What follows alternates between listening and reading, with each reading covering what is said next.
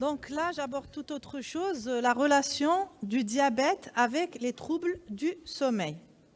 Donc, après une introduction, nous parlerons un petit peu de la physiologie du sommeil, quelques points sur la chronobiologie et la régulation du rythme circadien. Puis, nous aborderons la relation entre troubles du sommeil et diabète. Que fait la privation du sommeil sur le diabète de type 2, ainsi que l'équilibre glycémique. Puis, nous aborderons le contraire, quel est l'effet potentiel du diabète cette fois-ci sur le sommeil. Je m'arrêterai un petit peu sur la relation entre diabète et syndrome d'apnée du sommeil, comment le dépister, puis la prise en charge et le traitement. Nous finirons par quelques messages. Donc, vous le savez, depuis une cinquantaine d'années maintenant, nos habitudes de vie, nos modes de vie ont changé. Donc, que ce soit l'alimentation, l'activité physique, le travail de nuit, mais aussi les écrans, les réseaux sociaux, tout ça aboutissant à une durée du sommeil qui s'amenuise progressivement. En début du siècle, elle était évaluée en moyenne à 9 heures par nuit. En 1975, elle était plutôt vers 7,5 heures par nuit en moyenne. Et maintenant, selon les pays, elle aussi entre 6,5 et 6,8 heures de sommeil par nuit. Aujourd'hui, il est connu que la durée et la qualité du sommeil ont un lien avec la survenue de pathologies métaboliques et d'événements cardiovasculaires. Réciproquement aussi, les habitudes alimentaires peuvent influencer la qualité du sommeil. En 2017, le prix Nobel de médecine fut attribué à 3 généticiens pour leurs travaux sur les mécanismes moléculaires de l'horloge biologique et ses effets sur le trouble du sommeil et sur la santé. C'est la chronobiologie. Depuis, s'en est suivi un engouement scientifique croissant pour la compréhension des liens, justement, qui unissent les maladies chroniques comme le diabète et les troubles du sommeil. On se pose la question, y a-t-il un intérêt d'intégrer dans l'anamnèse une attention particulière à la qualité du sommeil de nos patients diabétiques? Je vais vous le dire tout de suite, oui, cet intérêt existe. Quelques mots sur la chronobiologie, c'est l'horloge biologique qui contrôle les processus physiologiques essentiels, que ce soit alternance veille-sommeil, température corporelle, fréquence cardiaque, voie métabolique et hormonale, afin d'anticiper la période prédictive d'activité ou de prise alimentaire. S'il y a perturbation de notre horloge biologique, cela va affecter le rythme circadien. Le rythme circadien, justement, est contrôlé au niveau central par le noyau suprachiasmatique de l'hypothalamus, aussi par d'autres régions périphériques du cerveau. Mais aussi au niveau périphérique, il est contrôlé par des organes métaboliques qu'on va voir. L'horloge suprachiasmatique régule les comportements et les voies métaboliques pour induire une organisation circadienne de la prise alimentaire, mais aussi la prise alimentaire et ses conséquences métaboliques régulent en retour l'activité suprachiasmatique. Je n'ai pas de pointeur, donc vous le voyez, c'est un système de feedback comme pour les axes hormono-endocriniens. Au niveau périphérique, donc les voies métaboliques qui sont influencées par le rythme circadien, on a au niveau du foie la néoglucogénèse, la glycogénolyse, entre autres, au niveau du cœur, du muscle squelettique, au niveau du rein, mais aussi au niveau du tissu adipeux blanc pour la lipolyse et la lipogénèse. Qu'en est-il de la régulation du système hormonal? Eh bien, l'hormone principale, c'est la mélatonine, qui est au centre des processus de régulation circadienne des voies métaboliques. La mélatonine serait l'un des médiateurs hormonaux intervenant dans la régulation circadienne de la sensibilité à l'insuline. En effet, des récepteurs à la mélatonine ont été retrouvés sur des cellules qui inhibent la sécrétion d'insuline, les MT1, MT2. Inversement, des récepteurs à l'insuline ont été retrouvés au niveau des pénéalocytes qui sont responsables de la sécrétion de la mélatonine. D'autres hormones, donc on a les hormones qui contrôlent l'alimentation et le jeûne et qui produisent des changements de la glycémie, comme le taux de leptine, qui est l'hormone satiétogène, le taux de gréline, qui est l'hormone orexigène. Donc, si on a une restriction du sommeil, cela génère une augmentation du taux de gréline, une baisse du taux de leptine, ce qui se traduit par une augmentation de l'appétit. On le voit en pratique, les patients ou nous-mêmes, si on veille trop tard, on a faim, on a tendance à manger le soir. Il y a aussi l'acylgréline qui semble réguler la sécrétion nocturne d'hormones de croissance, qui est hyperglycémiante, par une action directe sur l'hypophyse. Elle a aussi un rôle essentiel dans l'homéostasie du glucose pendant le sommeil. On a aussi les hormones de croissance, le cortisol, qui sont aussi sécrétés sous un rythme circadien. L'altération de la durée ou même la qualité du sommeil altère la physiologie de ce système hormonal. Donc, on rentre dans le vif du sujet. Quel est l'effet du trouble du sommeil sur le diabète? On commence par la privation du sommeil. Et là, plusieurs études épidémiologiques prospectives ont démontré un rôle causal entre le trouble du sommeil, soit en qualité, en quantité, et le risque accru d'insulinorésistance et de diabète de type 2. Comment? Eh bien, par une réduction de 40% du métabolisme du glucose, une réduction de 30% de la réponse insulinique, ainsi qu'une augmentation jusqu'à 50% de la résistance à l'insuline. Pour cela, il y a eu beaucoup d'études, comme je l'ai dit, depuis 2017, qui ont été, donc là, je vous reprends des méta-analyses qui ont repris plusieurs études, comme la méta-analyse de Capuccio en 2010, qui a totalisé plus de 107 000 patients, qui a démontré une augmentation de l'incidence du diabète de type 2 chez les sujets qui dorment moins de 5 à 6 heures par nuit, mais aussi chez ceux qui dorment plus, de 8 à 9 heures par nuit. Donc, réduire le temps de sommeil ou qu'il soit élevé aussi a une influence sur l'insulinorésistance et le développement d'un diabète de type 2. Cette même méta-analyse a démontré qu'une incidence plus importante du diabète aussi chez les sujets qui ont des difficultés à s'endormir ou ceux qui se réveillent plusieurs fois par nuit. Une autre méta-analyse, cette fois-ci de Holiday, qui a inclus plus de 447 000 patients et qui retrouve une relation directe entre donc un pourcentage de diabétiques supérieur chez les patients qui dorment moins de 6 heures versus les patients qui dorment 7 heures par nuit. Comment l'expliquer physiopathologiquement? Eh bien, ça serait une augmentation de l'activité sympathique, donc on aura une baisse de la sécrétion de l'insuline, une augmentation de la lipolyse, mais aussi, on l'a vu tout à l'heure, une augmentation de l'inflammation, donc tout ça aboutissant à une augmentation de l'insulinorésistance, aussi une augmentation du cortisol le soir, qui est censé être à son taux le plus bas. On a aussi au niveau hormonal une baisse de la leptine, une augmentation de la gréline, donc une prise calorique, mais aussi moins d'activité physique due à la fatigue diurne, le tout augmentant l'insulinorésistance, le poids, et ce qui augmente l'incidence du diabète de type 2. Qu'en est-il des troubles du sommeil par rapport à l'équilibre glycémique? Là aussi, les études ont montré qu'il y avait une relation en U chez les diabétiques entre sommeil et taux d'hémoglobine glyquée. C'est-à-dire, s'ils dorment peu, cela déséquilibre le diabète, mais aussi s'ils dorment tard. Beaucoup. Donc, on retrouve également une association entre troubles du sommeil et microalbuminurie. Chez les patients diabétiques de type 1, une courte durée du sommeil ainsi que le jet lag social. C'est quoi le jet lag social? Je pense qu'on le vit nous aussi. C'est quand, durant la semaine, on dort tard et on doit se réveiller tôt pour des contraintes de travail et qu'on essaie de rattraper cela le week-end. Eh bien, c'est très mauvais. Ça a été donc associé à des taux d'hémoglobine glyquée plus élevés. Maintenant, le contraire. Quels sont les effets potentiels du diabète sur le sommeil? Eh bien, les études ont montré que le diabète était associé à une fréquence plus élevée de troubles du sommeil.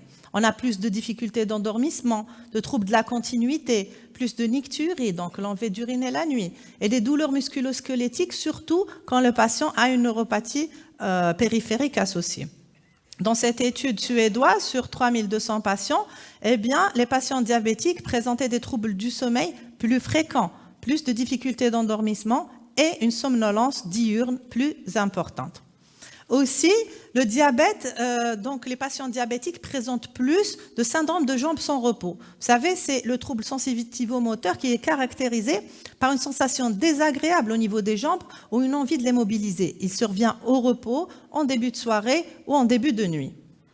Eh bien, le diabétique a une prévalence 7 fois supérieure de ce syndrome par rapport à la population générale.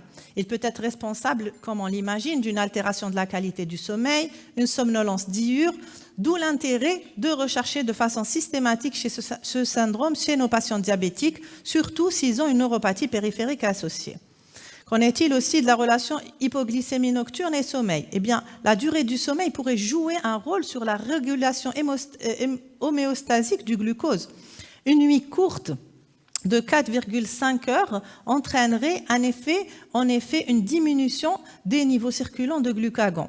Donc, il existe probablement une altération des mécanismes d'éveil en réponse à une hypoglycémie chez les patients de type 1. Normalement, les éveils suite à une hypoglycémie sont associés à une augmentation des hormones de contre-régulation, aussi l'épinéphrine, la norépinéphrine. Cette réponse serait diminuée en deuxième partie de nuit, ce qui explique le nombre plus important d'hypoglycémies chez nos patients diabétiques nocturnes en fin de nuit. Qu'en est-il du diabète de type 1 ? Eh bien, dans la littérature médicale, elle est très limitée en ce qui concerne les troubles du sommeil et le diabète de type 1. Une étude a montré une diminution du sommeil lent, une sensation de fatigue plus importante, une augmentation de la sécrétion de l'IGF-1, de la CTH hyperglycémiante chez les patients diabétiques de type 1 comparé au groupe contrôle. Une autre étude a montré une résistance périphérique à l'insuline augmentée chez les patients diabétiques de type 1 qui dormaient 4 heures versus ceux qui dorment 8 heures par nuit. Là, je m'arrête un petit peu sur la relation entre diabète et syndrome d'apnée du sommeil, parce que c'est important. Donc, le SAS se définit par la survenue répétitive au cours du sommeil d'obstruction complète ou partielle des voies aériennes supérieures. Cela se traduit par des arrêts respiratoires durant le sommeil qui sont définis par une interruption du flux d'air d'au moins 10 secondes, c'est l'apnée, et une diminution du flux d'air d'au moins 10 secondes, c'est l'hypopnée. Tout cela associé soit à des micro-réveils, soit une désaturation en oxygène. Pour le définir, on a des critères qu'on peut avoir à l'interrogatoire, c'est la somnolence diurne, le ronflement, c'est un des critères du groupe A. Aussi, après polysomnographie, donc si on a plus ou supérieur ou égal à 5 événements d'obstruction durant la nuit, d'apnée, d'hypopnée. Donc, l'association A plus B fait le diagnostic de syndrome d'apnée du sommeil. Ou alors, si à la polysomnographie, on a plus supérieur ou égal à 15 événements par heure de sommeil d'apnée ou d'hypopnée. Là, la définition du SAS, donc on fait le diagnostic du SAS. Le syndrome d'apnée obstructive du sommeil est le trouble respiratoire le plus fréquent du sommeil. Il serait associé à 5 voire 7% de la population adulte et plus de 15% de la population, donc il y a plus de 55 ans. Il ne cesse d'augmenter et reste sous-diagnostiqué. Pour vous donner un exemple, un médecin généraliste qui verrait 20 patients par jour, au bout d'une semaine, il aura vu au moins 6 patients qui présentent un SAS modéré à sévère. Sa prévalence est beaucoup plus importante chez les patients diabétiques. Donc, chez un diabétique de type 1, chez les diabétiques de type 1, elle serait de 51,9%. Chez les diabétiques de type 2, eh bien, cela varie. J'ai trouvé plusieurs études. Ça peut aller de 56 jusqu'à 94%. Donc, ça serait plutôt vers les 86%, ce qui est important.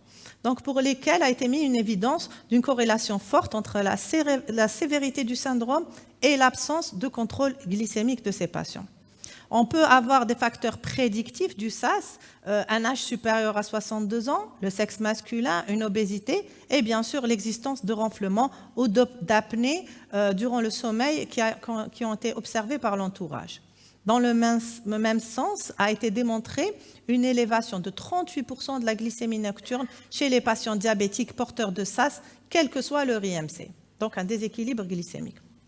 Là aussi, on revoit les relations qui peuvent donc intriquer le SAS et le diabète. Eh bien, ça ressemble aux troubles du sommeil. C'est une augmentation de l'activité sympathique, une augmentation du cortisol, un stress oxydatif, tout ça dû au sommeil perturbé, au micro-éveil et aboutissant à une insulinorésistance, donc au diabète. Qu'en est-il des comorbidités qui associent diabète et SAS ? Eh bien, le SAS a un effet défavorable sur la régulation du métabolisme de l'hypertension artérielle. Je pense que vous le savez. Encore plus chez les patients diabétiques de type 2. Il est associé à plus de risques de complications micro-macrovasculaires. Le SAS aussi aggrave le risque cardiovasculaire. De ce fait, des résultats ont suggéré qu'une glycémie incontrôlée pourrait favoriser la survenue d'athérosclérose chez les patients diabétiques assujettis aux insomnies. Comment dépister ce SAS ? Eh bien, on peut commencer par le score d'Epworth, qui est un questionnaire facile, simple, on va le voir tout à l'heure, donc qui traite de l'hypersomnie diurne. J'en vois quelques-uns, je pense qu'il va falloir diagnostiquer, qui commencent à dormir dans la salle. Donc, un score supérieur ou égal à 10 est considéré comme anormal.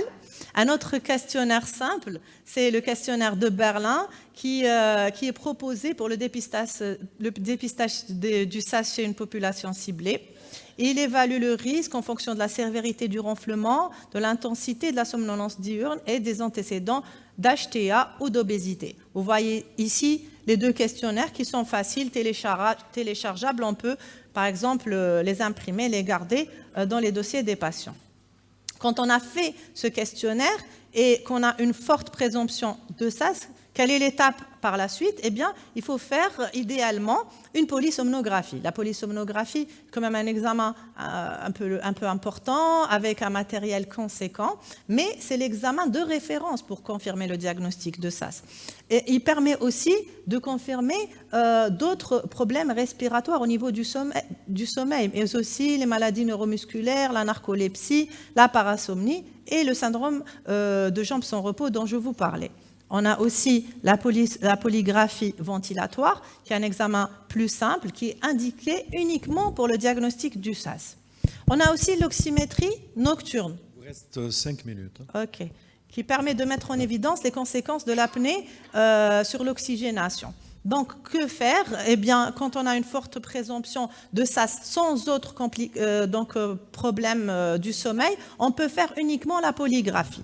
Et si c'est positif, on peut traiter. Sinon, si on doute d'autres pathologies du sommeil, on devrait faire la polysomnographie. L'oxymétrie nocturne nous sert juste à examen de débrouillage de première intention. Ça ne permet pas de poser le diagnostic du SARS.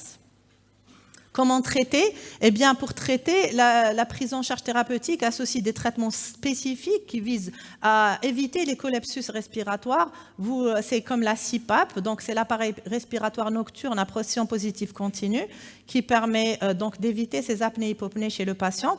On a aussi, moins efficace mais utile aussi, c'est les orthèses avancées mandibulaires. Attention, ce n'est pas celle qu'on trouve en vente libre en pharmacie, mais c'est des orthèses spécifiques faites par des prothésistes dentaires. On peut avoir aussi recours aux traitements chirurgicaux dans les formes sévères et rebelles par décompression.